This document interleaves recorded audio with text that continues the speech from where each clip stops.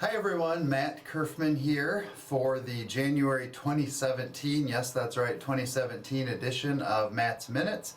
There's been a lot that's happened since our last video output in December, and I wanted to wait until we got past January 20th, which January 20th, as I'm sure most of you are aware, was the inauguration of our new president, Trump, just to kind of see what happens. I thought I would actually kind of copy a little bit of a TV show that many of you have heard of and reference it on today's video called Mythbusters. And I wanted to dispel some myths that I think are out there when you look at winding down the year 2016 and when you look at performance numbers and what the market did and what the market's doing and all those sorts of things. So it's actually, according to a CNBC article on the 23rd, the Trump rally, if you will, that everyone's talked about and you've seen a lot of headlines, has really stalled all the way back since December 13th. It's actually now been 5 weeks where the markets, the Dow, the S&P, for example, have done nothing but just trade sideways, which means they're not going anywhere. There was about a 3-week window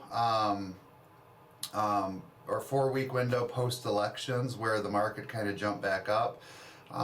Surprising to most, but the Trump rally for now is kind of, I guess, falling back into a little bit of that uncertainty.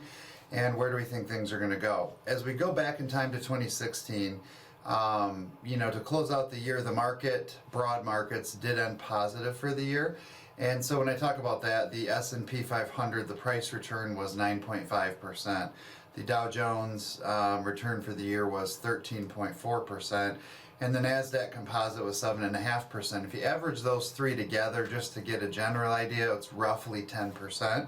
Now, by the same token, if you look at the broad bond market and you look at sort of like the iShares aggregate government bond or the SPDR, Bloomberg, US Barclays aggregate bond index, those were basically flat. One was 0.05 and one was negative 0.23%. So I want to take those. So if you had the stock market over here at maybe 10%, the general broad bond market over here at near zero, and now let's talk about a retiree's portfolio. For easy math, I figured I'd look at $1 million portfolio, and this kind of gets into the Mythbusters. We're seeing headlines back in late November and early December saying, well, the market's at an all-time high. We saw the Dow pushing near 20,000. Of course, we haven't gotten up there, and we're kind of trading between 19.5 and 19.9 in the last month or so. So when that's happening psychologically, we all think, well, my portfolio should be at an all-time high. But when you work a lot with retirees, you would never, ever have all of your money in the market. And I think most of you understand that. So now let's look at that 60-40 example. If we had 60% of your money in bonds and the bond market made zero, 60% of $1 million is 600 grand, 0% earnings equals zero growth. Now if you had 40% in stocks, that's 400 grand. 400 grand at an average of 10% is 40,000 in growth. So if you had a zero growth and a 40,000 growth, how much is 40,000 into $1 million?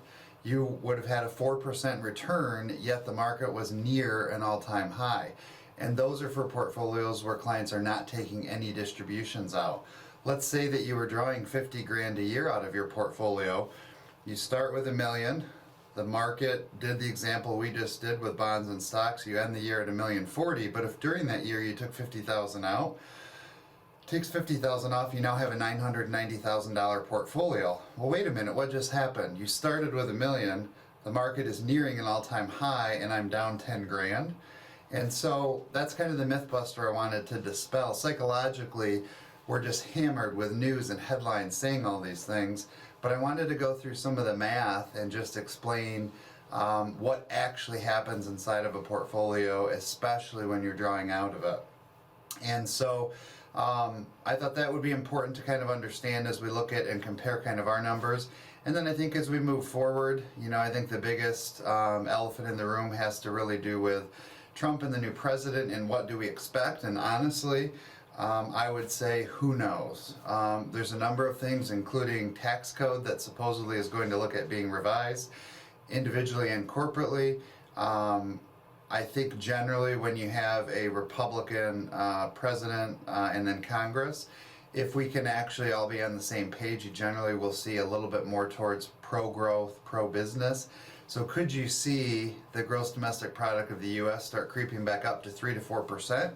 which would be great long-term growth. In the last decade or so, we've been in the 1 to 1.5% range, and in the last 8 years, we've been total barely into the double digits, so barely into 10% total. So those would be good things for the economy, but who knows? Trump could also open his mouth and cause a little bit of short-term uncertainty. So we'll see how that goes. We are looking at all the portfolios. We're looking at your allocations, seeing if we need to make any adjustments. As always, if you have any questions, thoughts, comments, please feel free to email us or call us. questions@richmondbrothers.com or 517-435-4040. And I thought I'd end this month's call with our core value of the month. Be adventurous, fun, and open-minded. And so hopefully any of you who are in Michigan last Saturday, weather was approaching 60 degrees in the middle of January in the dead of winter. Hopefully you all got outside and did something fun and adventurous to enjoy your day. Thanks so much for tuning in. We'll be back in touch in the month of February. Thank you for your time and make it a great day.